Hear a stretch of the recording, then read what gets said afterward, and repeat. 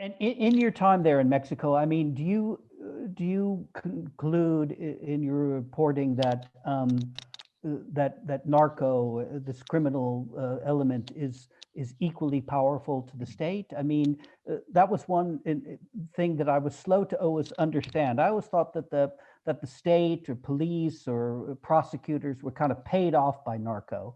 But you and I talked about this the other night when we had a side conversation, and then sometimes I began to think, oh no, wait, the state is narco.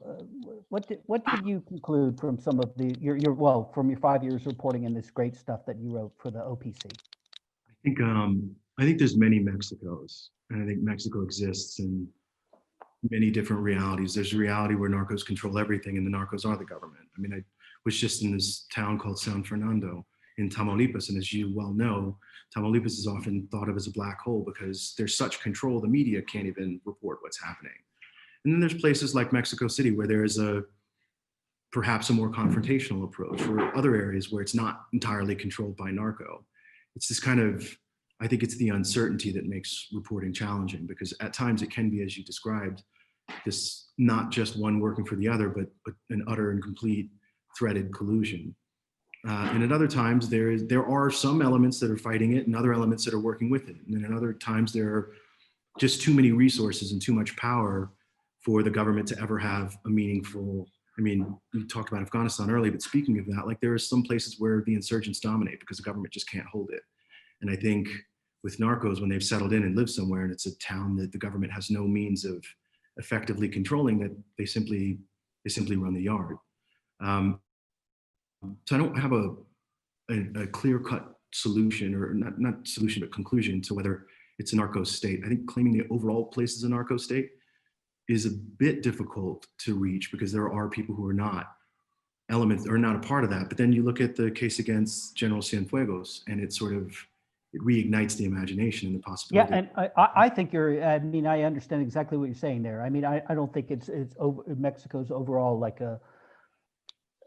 like some of its southern neighbors, like it's a narco state. I mean, I just think that exactly the way you put it, that there's these points of entry for the criminal enterprise. I just was asking, but I was always surprised there when I thought that it was just the penetration of these nefarious groups wasn't that deep, and then I always was just amazed that they were just, that I was wrong, that they were deeper than I thought, just as you had said with the former Mexican Secretary of Defense. No?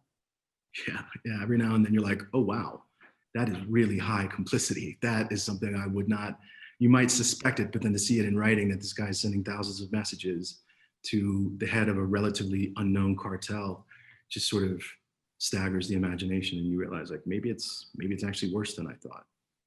And how I want to go on to a couple of other stories and ask you about these things too.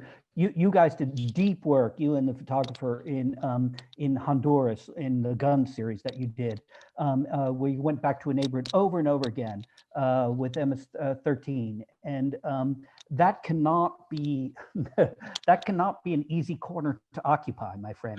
So how did you get in there, get the ability to stay there, to do the deep reporting that you did, where they didn't just tell you one day, Azam, your time here is done, not to shoot you or do anything bad, but just it's over. You're out of here. So leave tomorrow. How did you guys play that? It was fascinating, and you got so into it, and it looked like you were there over and over and over again to report that. Oh yeah, I mean, we spent months and months on months. Like living there in the neighborhood. Living there. Thank you. Yeah. So to get it, I knew I wanted to do something about how entrapped people are in violence. It's not as simple to just say, oh, these gangbangers, these kids are just in gangs. Like a lot of times these youth don't have a choice. Many times, and arguably most times, what they later become after years of enduring violence and poverty is another story. But there is an entrapped feeling. And I wanted to figure out how to do that. And sometimes, we do what Bill and I would call fishing. You go on a fishing expedition. So I was in Honduras doing something on a completely different a completely different topic. And I decided, since I was there, I was just going to go around and start talking to people and seeing if I could find something that would kind of help illuminate. I knew I wanted to do a story where the theme was, it's inescapable. This violence is inescapable. Even when you try and leave, it drags you back in because you are a victim of your surroundings. But I didn't know what that story was, and I knew I needed it to be a deep narrative if I was going to convince anyone to read it. You know, we couldn't do like a white paper, and I didn't want to do something that was summary and like at a distance interviews. So I began working with a fixer there, Orlin Castro, who's a great guy, very good local reporter. And we were just chatting, and I remembered living in Afghanistan and how there were all these, what we call in Mexico, autodefensas, but these like self-defense groups. These communities just so mired in violence and abuse from whatever criminal or ideological group was there, that they took up arms and fought back. And I wondered, I was like, there has to be examples of this. There have to be places where the locals just say enough. And then he was like, oh man, you want to talk to the guys of the Casablanca? Like that, they did this and they did that. And I was like, well, can you set me up with an interview with somebody in the neighborhood? Can we go there? And I explained to him, I was like, I don't want to do this where I talk to them for one day. I want to get buy-in to live there. I want to figure out if I can sleep on somebody's floor and wake up in that neighborhood and go to sleep in that neighborhood, obviously within the parameters of not getting myself or the photographer. Could I stop you 1 second there? Do you find that you're asking to sleep on the floor and meet these guys at very local level, not senior criminal levels, but this very neighborhood level? Had any of these people ever been asked that question before by a reporter? I mean, you know, I want to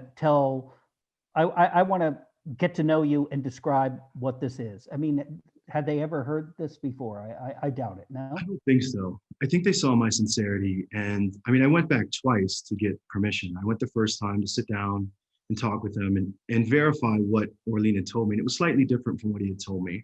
But the idea was ultimately that these young men had joined a gang, decided that the gang was not serving their interests or the community's interests, and then decided to leave the gang. But the cost of leaving the gang was now having to fight that same gang. And so in some ways formed this band of friends in the self-protection group. So when I finally came to understand that, I was like, listen, this is something that I think a lot of people don't understand. I think a lot of the times when we're writing about this through the paradigm of migration, people are fleeing these countries because these nefarious evil gangs are killing people and threatening people. But what's it like on the inside? How do we humanize or at least explain what the dynamic is for some of the victimizers themselves? And so they were like, yeah, sure, you can hang out with us, you can come back. And like, they got it. I spent several hours with them that day.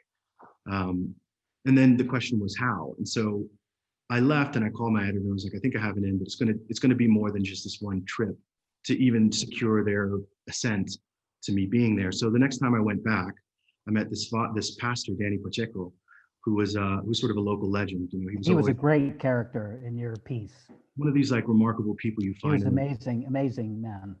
Put themselves in the middle of things because they care. Nobody was paying him to do it. He just had this obsession, and you know, he said something. He's like, I'm not for gangs or against gangs. I'm just for life. You know, he was one of those people where every life really counted. And I immediately, you know, I responded to that and figured, here's a neutral party, or someone who's like not neutral in terms of wanting to end this, but neutral in terms of he's not on one side or the other.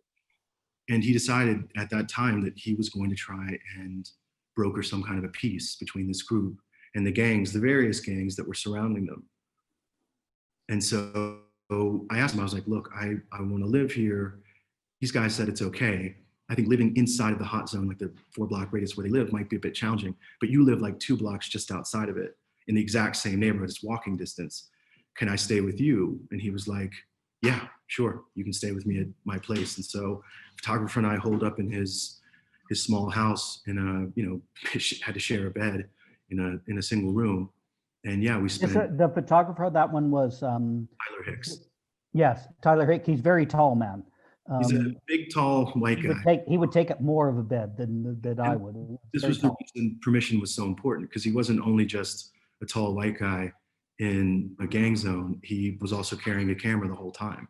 Yes. And so every photo, every conversation was a negotiation and a discussion. You know, it was understood from the outset, like, this is what we're here to do. We're going to put in the time. We just want to tell this story.